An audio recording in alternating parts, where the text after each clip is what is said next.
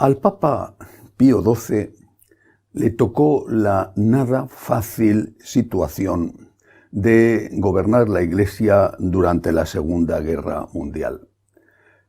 Había sido precedida la Segunda Guerra Mundial por el ascenso de los nazis al poder en Alemania, con las terribles, feroces leyes antisemitas, antijudías. Cuando estalló la guerra, hay que recordar que Italia era aliada de Alemania. Cuando estalló la guerra, esas leyes antijudías empezaron a aplicarse también en Italia.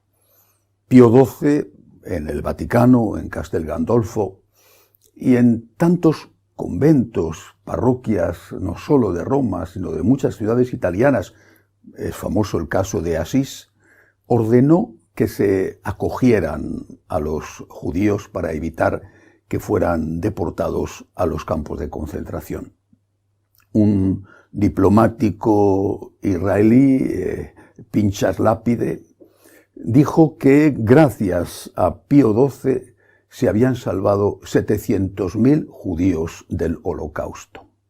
A la muerte de Pío XII, en el año 58, personalidades del mundo judío tan emblemáticas como Golda Meir o Einstein se deshicieron en elogios sobre el Papa, e incluso el rabino jefe de Roma, impresionado por la caridad del pontífice hacia su pueblo, se convirtió al catolicismo, se hizo bautizar.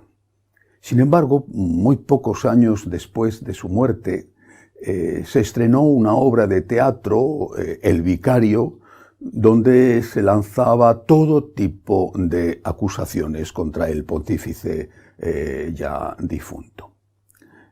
Esas acusaciones, esa obra de teatro fue escrita con los datos falsos que proporcionó la KGB soviética. No hay que olvidar que en las elecciones italianas de después de la guerra, el Papa Pío XII había condenado con la excomunión a todos aquellos que votaran al Partido Comunista. Los comunistas eso no se lo perdonarían en la vida y empezaron una campaña de descrédito contra él. La base o la acusación principal del ataque contra Pío XII, que fue por desgracia asumida incluso por el Estado israelita, que anteriormente le había elogiado, consistía en su silencio ante el Holocausto. El Holocausto provocó millones de víctimas. Pío XII estaba enterado de la existencia del Holocausto, pero guardó silencio. Mientras en el Vaticano, en los conventos italianos, y no solamente en Italia, por orden del Papa eran protegidos los judíos, el Papa guardaba silencio sobre el Holocausto. Los historiadores, algunos historiadores, dicen que estaba muy impresionado por lo que había ocurrido en Holanda, en los Países Bajos. La guerra empieza en el 39 y pocos meses después, en 1940, los alemanes, los nazis, violan la neutralidad de Holanda y de Bélgica y conquistan en muy pocos días esos dos países. Holanda fue conquistada en 5 días. E inmediatamente fueron aplicadas allí las leyes antisemitas y empezaron a deportar a los campos de concentración a los judíos que había en ese país, que eran muchos porque no habían huido como habían huido previamente desde Alemania. Los obispos holandeses, los obispos católicos, protestaron contra estas deportaciones de judíos y la consecuencia fue que los pocos católicos judíos que existían en el país también fueron víctimas de las deportaciones. Entre ellos la futura Santa Edith Stein, Santa Teresa Benedicta, que estaba alemana, que estaba refugiada en un convento carmelita en Holanda. El Papa Pío XII lo sabía y tenía miedo de que una intervención suya pública contra el Holocausto, contra los nazis, supusiera el fin de esa neutralidad supuesta, que no era real, del Vaticano que protegía a los judíos. Tenía miedo de que esos 700.000 que estaban siendo salvados de la matanza, también ellos corrieran la misma suerte que los otros que no habían podido encontrar refugio en los edificios, templos de la Iglesia. ¿Hizo bien Pío XII en callar? tenía que haber hablado poniendo en riesgo la vida de muchísimas de esas personas. Hoy, todavía hoy, hay muchos que no le han perdonado su silencio. Me he acordado de esta historia a propósito de lo que está sucediendo en varios países, muy en especial en Nicaragua, pero no solamente Nicaragua, Cuba, Venezuela y otros. En Nicaragua, el régimen comunista, la dictadura comunista de Ortega está abiertamente enfrentada con la Iglesia Católica. Es la única voz que se atreve a disentir. No hay que olvidar que en las últimas elecciones prácticamente todos los candidatos de la oposición fueron metidos en la cárcel por el tirano comunista para que no hubiera realmente oposición posible. Ha cerrado muchas de las radios católicas, se las ha incautado, las ha cerrado y en este momento mantiene en prisión domiciliaria, sin poder salir, a un obispo, el de Matagalpa, y a varios sacerdotes.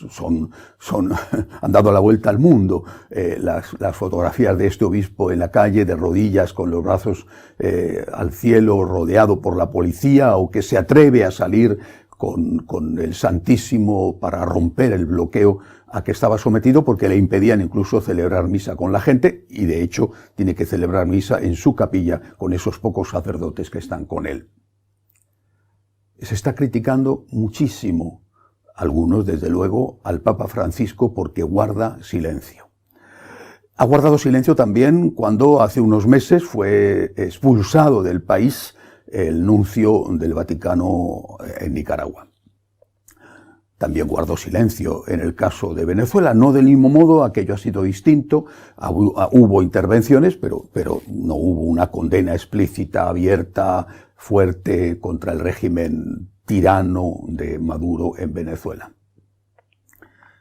Estamos ante un nuevo caso Pío XII, con la duda entre elegir entre un mal, el de Pío XII, un mal, no condenar el holocausto fue un mal, para evitar otro mal, la muerte, posible muerte de 700.000 personas.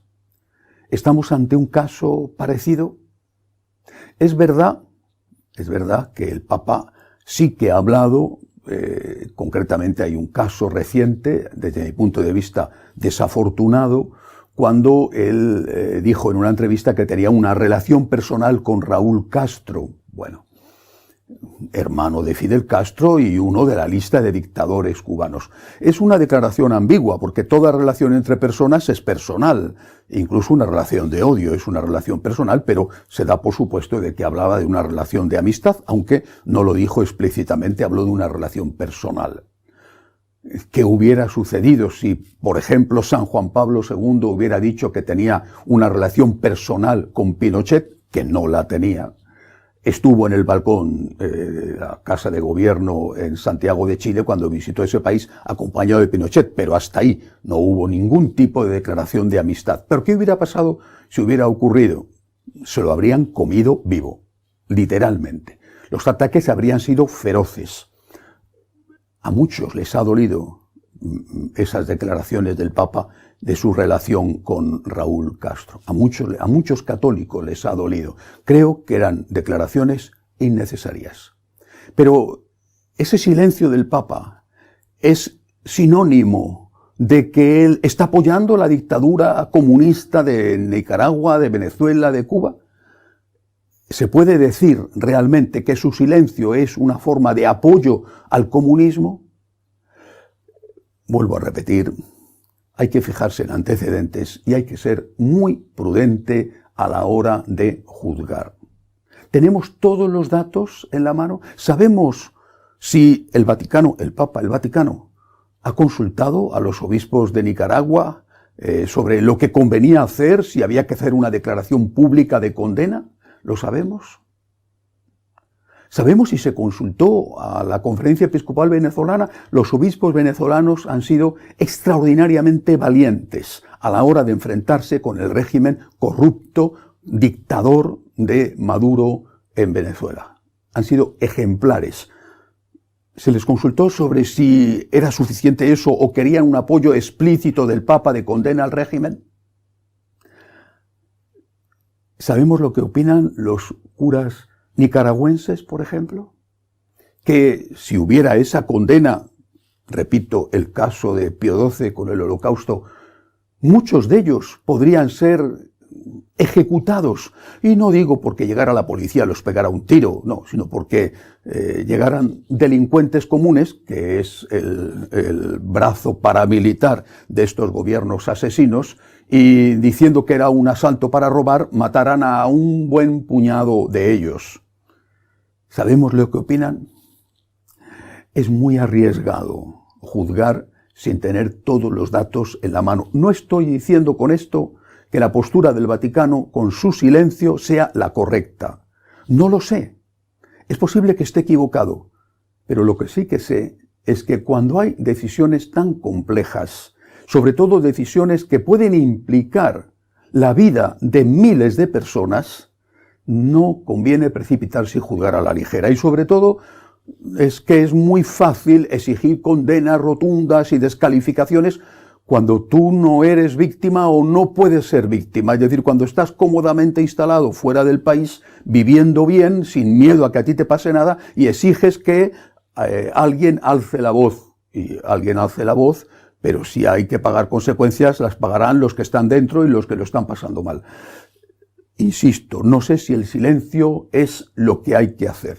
No lo sé.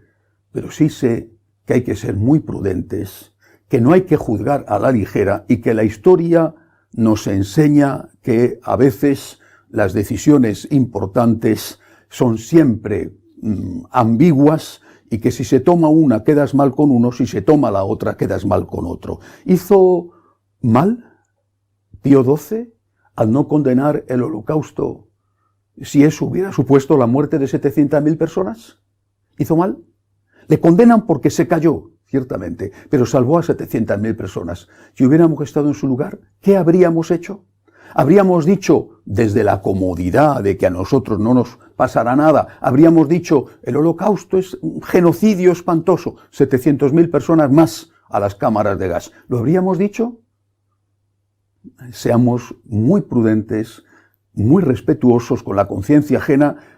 Insisto, sin decir lo que está pasando está bien o lo que está pasando está mal. Yo no me atrevo a decirlo. Sí me atrevo y pido oraciones por el pueblo de Nicaragua que está sufriendo una dictadura espantosa.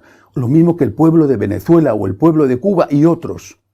Pidamos oraciones por esos países que están mortificados por el comunismo y pidamos oraciones por el Santo Padre para que acierte en todo y para que guarde silencio cuando tenga que guardarlo y el Espíritu Santo le inspire y él obedezca para que hable cuando tenga que hablar. Hasta la semana que viene, si Dios quiere.